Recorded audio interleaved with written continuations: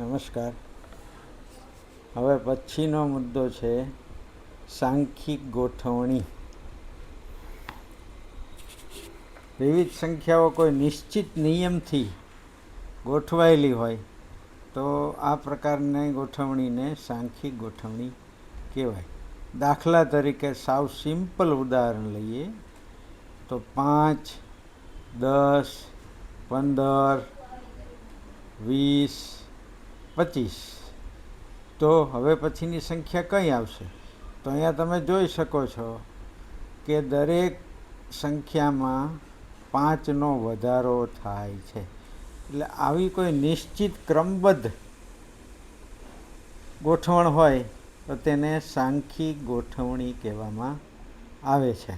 અહીંયા પણ તમારા મોડ્યુલમાં ઉદાહરણ આપેલું છે એ 1, 3, 5, 7, 9 અને પછી પ્રશ્નાર્થ. એટલે અહીંયા તમે જોઈ શકો કે 1માં 2 ઉમેરો તો 3, 3માં 2 ઉમેરો તો 5, 5માં 2 ઉમેરો તો 7, 7માં 2 ઉમેરો તો 9 અને 9માં 2 ઉમેરો તો 11.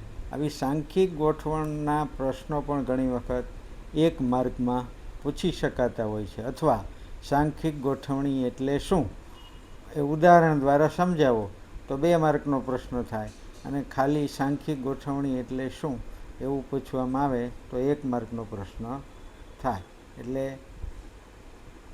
સાંખ્યિક ગોઠવણીમાં આટલી બાબતો પૂરતી છે. ત્યાર પછી ફિબોનાકી સંખ્યાઓ. ફિબોનાકી સંખ્યા કોને કહેવાય? તો સંખ્યાની શરૂઆત શૂન્યથી થાય છે. પૂર્ણ સંખ્યાઓની શરૂઆત શૂન્યથી થાય છે અને બીજી સંખ્યા છે શૂન્ય પછીની 1 છે. તો આ બંનેનો સરવાળો 0 + 1 એટલે 1. તો ત્રીજી સંખ્યા 1 મળશે. હવે આ 1 + 1 એટલે 2, ચોથી સંખ્યા 2 મળશે. હવે ત્રીજી સંખ્યા 1 છે અને ચોથી સંખ્યા 2 છે, એ બંનેનો સરવાળો 3 છે એટલે 3 આવશે. હવે 3 અને 2નો સરવાળો 5. એ જ રીતે 5 અને 3નો સરવાળો 8. તો હવે તમે કહી શકશો કે 8 પછી કઈ સંખ્યા આવશે? તો અહીંયા તમે આગળની 2 સંખ્યાનો સરવાળો કરવાનો હંમેશા.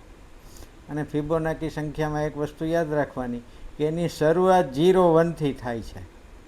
આ 0, 1 યાદ રાખો એટલે બાકીની સંખ્યા એની મેળે બનતી જાય.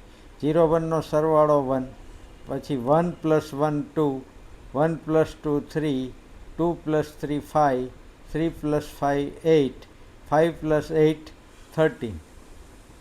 અને 13 પછી શું આવશે? 8 + 13 21. આવી રીતે તમે આગળ અનંત સુધી આ સંખ્યા બનાવી શકો છો. હવે કુદરતમાં આવી સંખ્યાઓ ક્યાં જોવા મળે છે? તો પાઇનેપલની અંદર તો એના જે ભાગ પડેલા હોય છે એની અંદર જે પાર્ટ હોય છે, સૂરજમુખીના બીજમાં પણ જે પાર્ટ હોય છે એમાં તમને આમાંથી કોઈ પણ એક સંખ્યાના પાર્ટ જોવા મળશે. 1, 2, 3, 5, 8, 13, 21 વગેરે જેવા ભાગ જોવા મળશે. કેળામાં પણ આ પ્રકારના ભાગ જોવા મળતા હોય છે. સફરજનમાં પણ આ પ્રકારના ભાગ જોવા મળતા હોય છે. તો વ્યવહારમાં પણ, પર્યાવરણમાં પણ ફિબોનાકી સિરીઝ આપણને જોવા મળતી હોય છે. એટલે અહીંયા ફિબોનાકી સંખ્યા કોને કહેવાય? તો ફિબોનાકી સંખ્યામાં ની શરૂઆત 0થી થાય છે, 0, 1થી, અને પછીની સંખ્યાઓ એના આધારે બનતી જાય છે. એટલે કે એને કહેવામાં આવ્યું છે પૂર્વાતીત 2 સંખ્યાઓના યોગફળ બરાબર હોય છે. એટલે કે અનુવર્તી સંખ્યા એટલે કે આગળની સંખ્યા તેની પહેલાંની 2 સંખ્યાઓના સરવાળા બરાબર હોય છે. હવે આ પ્રકરણના આધારે અહીંયા કેટલીક સાંખ્યિક ગોઠવણી આપેલી છે. તો અહીંયા તમારે એના જવાબો લખવાના છે કે અહીંયા 1 છે, 8 છે, 27 છે, 64 છે. તો અહીંયા તમે જોઈ શકો છો, પહેલાં 1નો ઘન છે, પછી 2નો ઘન છે, પછી 3નો ઘન છે, અને 64 એટલે 4નો ઘન છે. હવે તો એના પછી શું આવશે? તો આપણે સ્વાભાવિક છે કે 5નો ઘન આવશે. 5નો ઘન એટલે તમે 125 જવાબમાં લખી શકો છો. હવે બીજા ઉદાહરણમાં સાંખ્યિક ગોઠવણી કઈ રીતે આપેલી છે? 2, 5, 8, 11 એટલે અહીંયા ક્રમશઃ 3નો વધારો થાય છે. તો 11 પછી કઈ સંખ્યા આવશે? 14 આવશે. હવે અહીંયા જે સાંખ્યિક ગોઠવણી આપેલી છે એને આપણે સમજી લઈએ કે અહીંયા 1 છે, 5 છે, 3 છે, ફરીથી 3 છે, 5 છે, 1 છે, 7 છે, -1 છે, 9 છે અને પ્રશ્નાર્થ છે.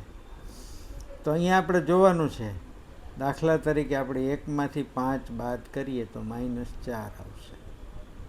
5માંથી 3 બાદ કરીએ તો +2 આવશે. 3માંથી 3 બાદ કરીએ તો 0 આવશે. 3માંથી 5 બાદ કરીએ તો -2 આવશે. 5માંથી 1 બાદ કરીએ તો +4 આવશે. 1માંથી 7 બાદ કરીએ તો -6 આવશે. 7માંથી -1 બાદ કરીએ તો માઇનસ પ્લસ એટલે 7 + 1 થઈ જશે એટલે 8 આવશે. હવે -1 છે એમાંથી 9 બાદ કરીએ એટલે -1 -9 એટલે બંને માઇનસ છે એટલે -10. હવે 9માંથી હવે આ પ્રશ્નાર્થ છે અહીંયા. તો હવે અહીંયા તમે જુઓ કે -4 +2 0 -2 +4 -6 +8 -10. તો સ્વાભાવિક છે કે અહીંયા હવે +12 આવવું જોઈએ. તો અહીંયા 9માંથી શું બાદ કરીએ તો +12 આવે? તો પ્રશ્નાર્થની જગ્યાએ -3 હોય તો 12 આવે. અહીંયા આપણે જોઈએ, જો 9માંથી -3 તો માઇનસ પ્લસ એટલે 9 + 3 બરાબર 12. એટલે આ રીતે -3 જવાબ અહીંયા પ્રશ્નાર્થની જગ્યાએ આવશે.